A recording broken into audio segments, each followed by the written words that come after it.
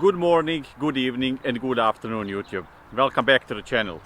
First of all, thank you all for watching. There is exactly 1700 of subscribers now, so thank you.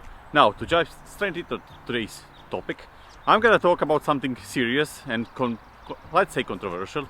The Great Famine that struck Ireland in the 19th century. Now, everything I say is coming from my point of view as a foreigner, because I think that I won't say most, but big amount, is that how you say it, English language, of people who are not Irish and don't live in Ireland doesn't even know it happened. I didn't know before I moved into Ireland, because we, as far as I remember, were not taught about that in schools. But yeah, the Irish Potato Famine. Between 1845 and 1855, more than 1 in a million adults and children left Ireland for America and Canada.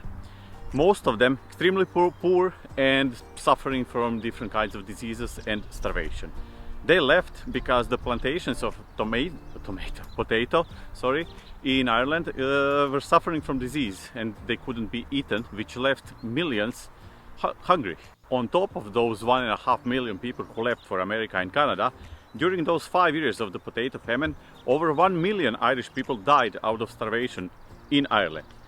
Those who managed to come to America, they did survive, but they were stuck living a tough life, working low-paid jobs and things like that. But their descendants today are a big part of American culture. Now, even before the famine, Ireland at that time was an extremely poor country.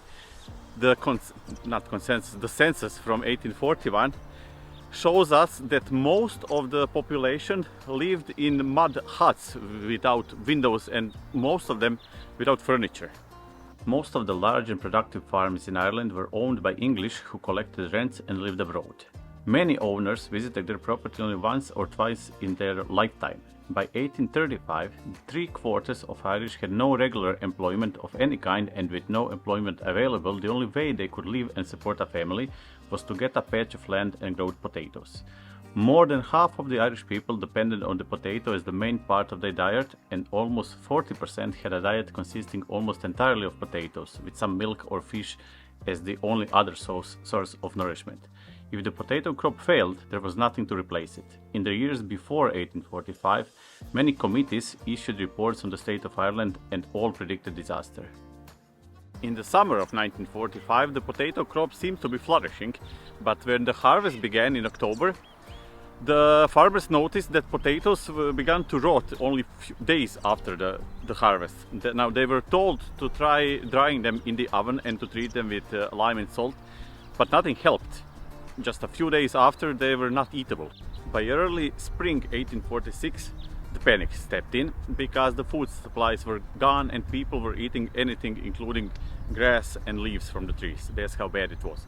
Now the next year, 1847, the crops were growing and flourishing, but they didn't have enough seeds. They planted only a half of the amount they usually planted the years prior.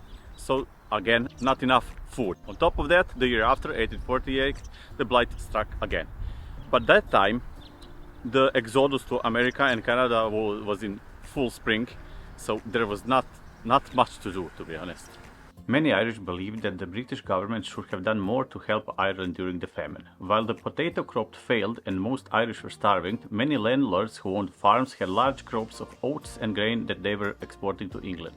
Meanwhile, the poor in Ireland could not afford to buy food and were starving. Many believed that large numbers of lives would have been saved if the British had banned those exports and kept the crops in Ireland. The British government did take some steps to help the poor. Before the famine, in 1838, the government had passed a Poor Law Act, which established 130 workhouses for the poor around the country, funded by taxes collected from the landlords and farmers. The government also established a public works program that was supposed to be run by local committees that would employ laborers to build railroads and other public works projects. In early 1847, about 700,000 Irish did work on projects, but did not earn enough money to eat. As you can see, free food was desperately needed. Over 3 million people in 1847 were depending on free soups and porridge from the public kitchens. Porridge was made out of Indian cornmeal and rice, because that's all they got. Even the kitchens, they didn't last long, because by September of 1847 they were all closed because the owners went bankrupt. So that was it for that. Now the ships carrying immigrants to Canada and America were actually nicknamed coffin ships, because it is calculated that around 30% out of 100,000 people who left for Canada died on the ships. And on top of that, around 10,000 people died on the ships trying to get to America.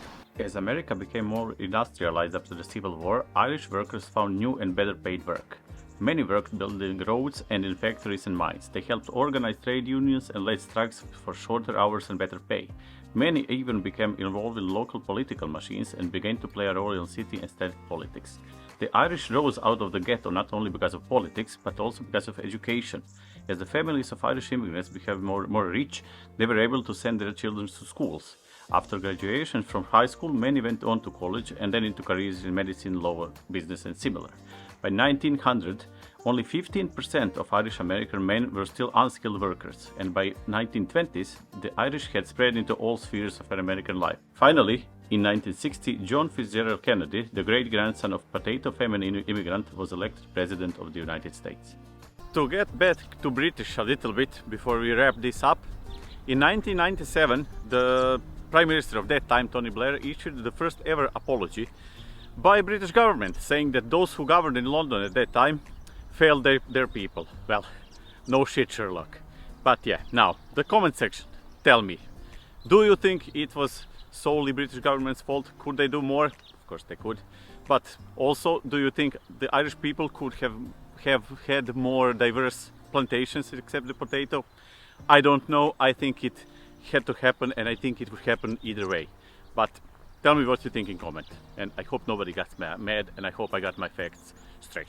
If you like this, press the like button. If you didn't, press the dislike one.